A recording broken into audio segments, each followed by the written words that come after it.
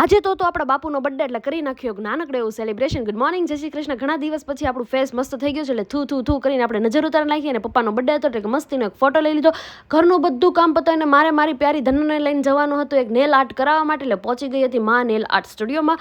બહુ જ મસ્ત નેલ મારા થઈ ગયા છે અને બહુ મસ્ત નેલ કર્યા છે. તમે લોકોને પણ નેલ આર્ટ કરાવવા છે તો ડેફિનેટલી અહીંયા વિઝિટ કરજો.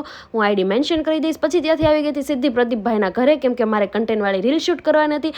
રીલ શૂટ કરીને આવી ગઈ હતી સીધી કેક લેવા માટે, કેમ કે મારે કેક લેવાની હતી, કેમ કે આજે છે આપણા પપ્પાનો બર્થડે. કન્ફ્યુઝન બહુ હતું કઈ કેક લઉં કઈ કેક ના લઉં, પણ ફાઇનલી મેં ચોકલેટવાળી કેક લઈ લીધી છે અને એના ઉપર મસ્તીનું પપ્પા એવું લખાવી દીધું છે. કેક લઈને ફટાફટ હું આવી ગઈ ઘરે, કેમ કે પપ્પા હવે પહેલાં આપણે કેક ફ્રીજમાં મૂકી દેવાની છે, કેમ કે એને આપવાનું હતું આપણે નાનકડું એવું સરપ્રાઈઝ.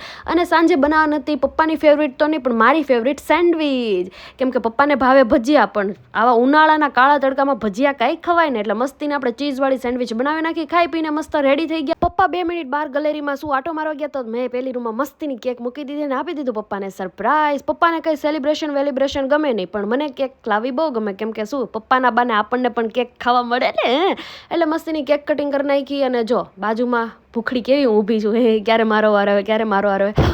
ફાઇનલી મમ્મી પપ્પાએ એને કાળીએ કેક ખવડાવી દીધી અને ફાઇનલી મારો વારો આવી ગયો અને મેં પણ મસ્ત પપ્પાને કેક ખવડાવી દીધી. પપ્પા મને કેક ખવડાવી પહેલાં જાતે હું જ ખાઈ લો. પપ્પા કે વાંધો નહીં, ભૂખડી તું પહેલેથી છો જ જાતે ખાઈ લે. તો બસ આજના વ્લોગ માટે આટલો જ. મળી આવા બીજા ફની વ્લોગ સાથે. બાય.